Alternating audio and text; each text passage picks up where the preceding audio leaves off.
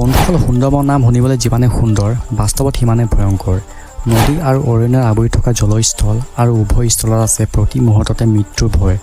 কাৰণ ইয়াত আছে বিশ্ববিখ্যাত ৰয়েল বেংগল টাইগাৰ আৰু ভাৰতৰ ৰাষ্ট্ৰীয় জীৱ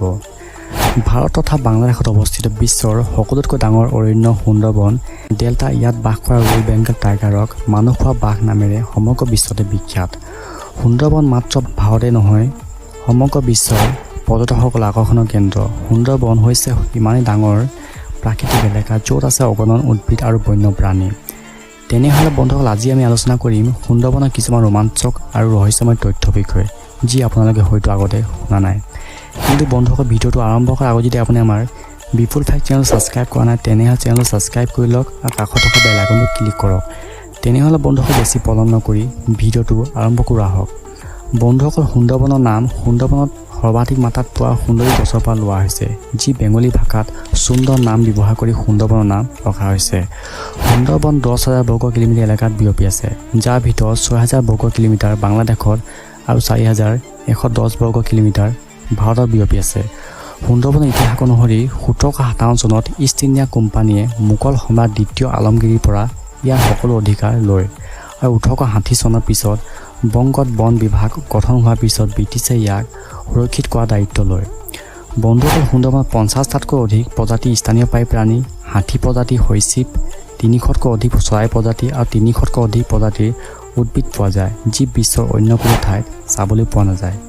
এক গৱেষণা অনুসৰি 2021 চনত সুন্দৰবনত বাঘৰ সংখ্যা আছিল প্ৰায় 400 বন বিভাগৰ অনুমান অনুসৰি সুন্দৰবনত প্ৰতি বছৰে ৰয়েল বেংগল টাইগাৰৰ আক্ৰমণত 50 জনৰ অধিক লোক নিহত হয় বন্ধুসকল সুন্দৰবনত থকা বিদু নামৰ গাঁওখনৰ বাঘৰ আক্ৰমণত 3,000 জনৰ অধিক পুৰুষ নিহত হৈছে বন্ধুসকল আপোনালোকক জনাওঁ যে সুন্দৰবন হৈছে দক্ষিণ এছিয়াৰ আটাইতকৈ দৰিদ্ৰ আৰু আটাইতকৈ ঘন বসতিপূৰ্ণ অঞ্চলবোৰৰ ভিতৰত এখন য'ত আনুমানিক 40 লাখ লোক বাস কৰে আৰু যাৰ মুখ্য জীৱিকা হৈছে মীন পালন মৌ সংগ্ৰহ আৰু খেতি যি সকলোবোৰ তেওঁলোকে অৰণ্যৰ পৰা সংগ্ৰহ কৰে যাৰ ফলত গাঁওখনৰ লোকসকল অৰণ্যলৈ যোৱাৰ লগে লগে নিতৌ বাঘৰ আক্ৰমণত নিহত হ'বলগীয়া হয় আৰু এই গাঁওখনক বিধৱা গাঁও বুলি কয় বন্ধুসকল সুন্দৰবনত মেংগ্ৰোভ অৰণ্যক ৰয়েল বেংগল টাইগাৰৰ ঘৰ বুলি কোৱা হয় আৰু এই মেংগ্ৰোভ অৰণ্য সম্পূৰ্ণৰূপে জলভূমিত স্থিত হৈ আছে বন্ধুসকল সুন্দৰবনত সৰ্বাধিক বৰষুণৰ বাবে অৰণ্যখন সকলো সময়তে সেউজীয়া হৈ থাকে যাৰ বাবে ইয়াক গ্ৰীণ ফৰেষ্ট বুলি কোৱা হয়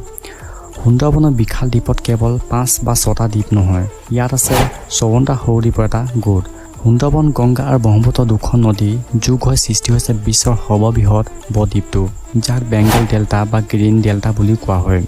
সুন্দৰবনক বিশ্ব সংগঠন ইউনেস্কোৰ দ্বাৰা ইয়াৰ সংৰক্ষণৰ বাবে বিশ্ব ঐতিহ্য ক্ষেত্ৰৰ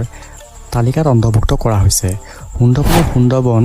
উন্নয়ন বোৰ্ড নামৰ ভাৰতৰ সৰ্ববৃহৎ মীন পালন পৰিষদ আছে যি 50 হেক্টৰ এলেকাত মীন প্ৰকল্প চলাই আছে বন্ধুসকল সুন্দৰবনত আপোনালোকে বোট নাৱৰ দ্বাৰা সুন্দৰবনৰ যিকোনো কোণত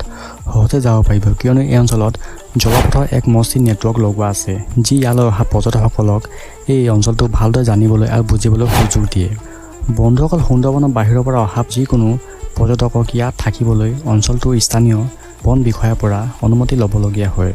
সব বন্ধুসকল এয়া আছিল সুন্দৰবনৰ কিছুমান ৰহস্যময় তথ্য আৰু আপোনালোকে কেতিয়াবা সুন্দৰবনলৈ গৈছে নেকি বা সুন্দৰবনলৈ যাবলৈ বিচাৰি আছে নেকি তেনেহ'লে কমেণ্ট ছেকশ্যনত কমেণ্ট কৰিব আৰু আপোনালোকে যদি আমাৰ বিপুল ফেক্ট চেনেল প্ৰথমবাৰ আহিছে তেনেহ'লে চেনেল ছাবস্ক্ৰাইব কৰিব ভাল লাগিল লাইক কৰিব আৰু বন্ধুসকলৰ মাজত শ্বেয়াৰ কৰিব ধন্যবাদ